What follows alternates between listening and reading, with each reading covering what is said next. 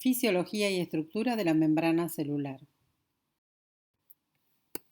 Cuando hablamos de biomembranas, vamos a describir la membrana plasmática celular y también vamos a mencionar la membrana endotelial. El endotelio es la capa o la membrana que recubre a los vasos sanguíneos.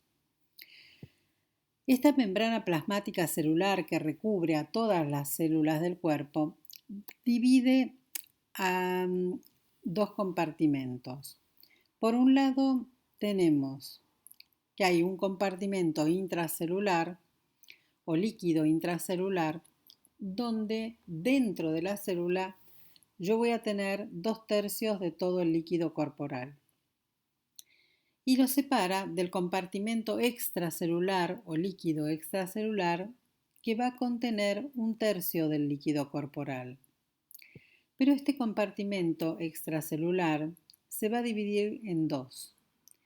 Por un lado, los vasos sanguíneos con el compartimento intravascular y por otro lado el intersticio o compartimento intersticial.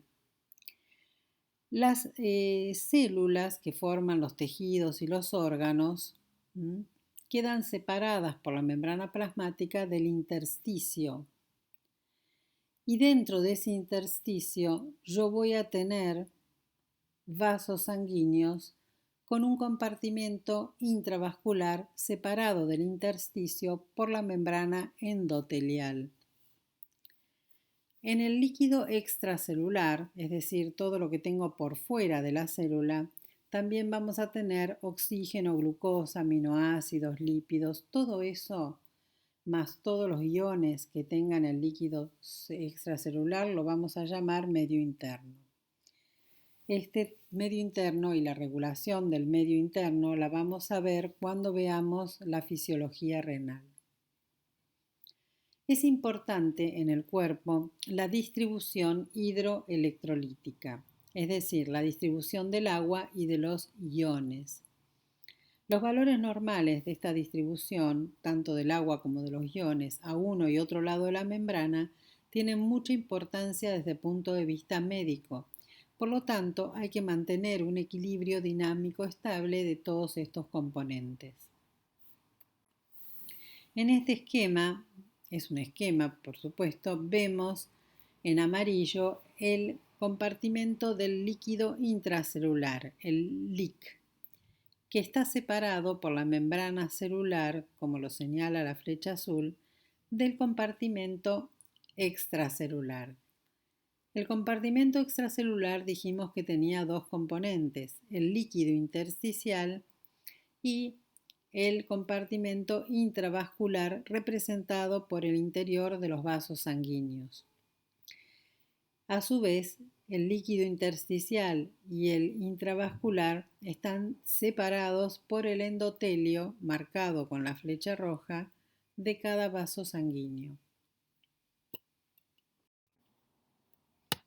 Dijimos que el sodio era el elemento más importante del componente extracelular y decimos que tiene una propiedad que es osmóticamente activo. Esta propiedad se refiere a la ósmosis, que es el pasaje de agua. El agua es el solvente, mientras que el sodio y todos los demás aniones o electrolitos, o cationes, aniones, etc., cualquier otro electrolito son los solutos. En una solución nosotros tenemos solutos y tenemos solventes. Bien, el agua se mueve por ósmosis, es decir, pasa de un lugar de mayor concentración a un lugar de menor concentración. Bien, esto es para diluir las soluciones. Ahora, el principal electrolito del LEC dijimos que era el sodio. El valor normal no es un valor fijo, sino que es un rango, va de 135 a 145 miliequivalentes por litro en el compartimento extracelular. ¿Dónde lo medimos? Bueno, lo vamos a dosar en sangre. Vamos a tomar una muestra de sangre del compartimento intravascular, por supuesto, y vamos a dosar la natremia. Tenemos hiponatremia cuando el valor es menor a 135 miliequivalentes por litro e hipernatremia cuando es mayor a 145 miliequivalentes por litro. Pero además, adentro del compartimento intravascular también vamos a tener proteínas. Las proteínas están dentro del intravascular y también van a estar dentro de las células. Estas proteínas también son osmóticamente activas, es decir, ellas también arrastran agua. Y hay otras sustancias como la urea y la glucosa que también son osmóticamente activas. Esto quiere decir que allí donde va el sodio o donde va una proteína o donde va la urea o la glucosa, van a arrastrar con ellas agua. El agua sigue detrás. A las proteínas las vamos a representar con esta P- en verde porque son aniones no difusibles. Esto quiere decir que son aniones por su carga negativa y no difusibles porque por su tamaño no pueden atravesar la membrana. Son muy grandes. Ahora bien, si yo tengo un daño en la membrana plasmática de la célula o en la membrana endotelial de los vasos sanguíneos, se me van a fugar o escapar las proteínas, si yo tengo un daño grande, ¿verdad? Y allí donde vayan las proteínas, que van a ir todas a parar al intersticio, va a ir el agua atrás, por esta propiedad de ser osmóticamente activas. Entonces, en el intersticio se me va a llenar de agua y se me va a producir lo que conocemos como edema. Vamos a hablar un poquito de la estructura de la membrana plasmática.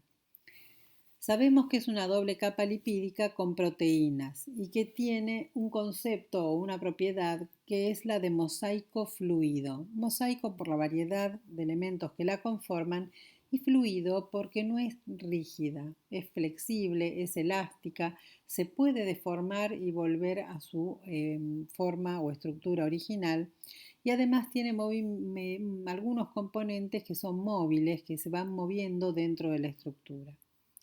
Está formada por lípidos de distintos tipos, entre ellos el colesterol que le da movilidad y elasticidad, pero también fosfolípidos. Los fosfolípidos son los que van a formar la doble capa, orientando sus cabezas hacia afuera y sus colas hacia adentro. Las cabezas van a ser polares y son hidrofílicas, mientras que las colas van a estar orientadas hacia adentro o hacia el medio de la membrana y van a ser lipofílicas o hidrofóbicas. Bien. También tenemos hidratos de carbono, muchas veces adosados a algunas proteínas de tipo hélice. Las proteínas que tenemos tienen distintas funciones y distintas formas. Vamos a tener proteínas estructurales, proteínas que forman canales para que pasen los iones, proteínas globulares, otros que son componentes periféricos y proteínas alfa hélice que muchas veces actúan como receptores. Acá tenemos una imagen de lo que estábamos hablando recién.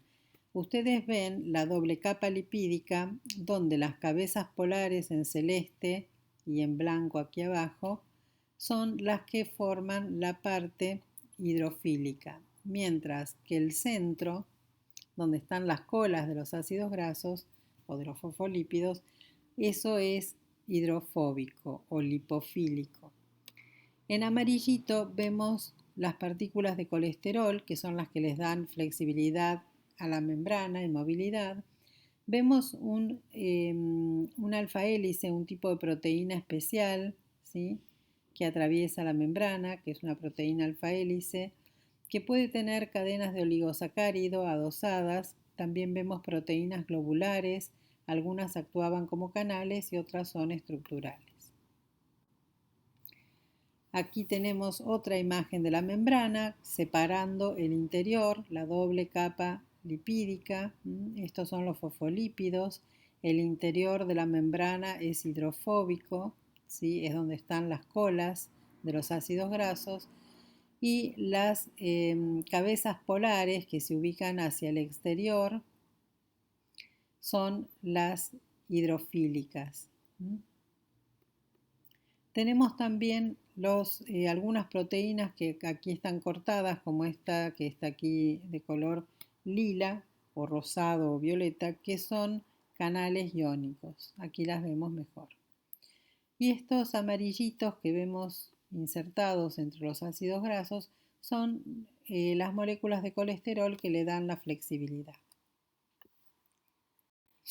Bien, dijimos que había distintos tipos de proteínas con distintos tipos de funciones: proteínas estructurales, canales iónicos, proteínas globulares, componentes periféricos, proteínas alfa hélice que muchas veces actúan como receptores. Entonces, algunas tienen función de receptor, otras tienen función de canal iónico y otras son estructurales. ¿Por qué es importante todo esto de las proteínas? Porque regulan la distribución hidroelectrolítica a ambos lados de la membrana. Van a dejar pasar cierta cantidad de agua, van a dejar pasar ciertos elementos como el sodio, por ejemplo, o el potasio, y el colesterol en particular le da la flexibilidad y la elasticidad a las membranas precisamente para que no se rompan. Si fueran rígidas, se romperían con facilidad. ¿Cuáles son todas las funciones que vamos a estar viendo en toda esta unidad de membrana? ¿Cuáles son las funciones de las proteínas, los lípidos y los hidratos de carbono? ¿Qué tipos de transporte vamos a ver? Si es un transporte activo o pasivo y los distintos tipos de transporte activo y pasivo. También hay otros tipos de transporte por fagocitosis, pinocitosis, endocitosis o exocitosis. Y vamos a ver la osmolaridad y de las presiones oncóticas y osmóticas que dependen de la distribución hidroelectrolítica a cada lado de la membrana. También vamos a ver que hay algunos medios que según la concentración que tengan de agua y de solutos o de iones pueden ser isotónicos, hipotónicos e hipertónicos y cómo esto modifica a una célula. Luego vamos a estudiar las cargas que tienen esos iones y la concentración de esos iones a uno y otro lado de la membrana que me van a generar unas diferencias de potencial eléctrico. Vamos a hablar de potenciales de membrana, sobre todo potencial de membrana en reposo y potencial de acción. Vamos a ver qué es polaridad y qué es la despolarización de la membrana y vamos a nombrar simplemente algunas ecuaciones como la de Nernst y Goldman y vamos a hablar de la ley de Fick. Esto es una idea para que ustedes tengan de qué es lo que vamos a ir desarrollando en esta unidad de membranas. Gracias.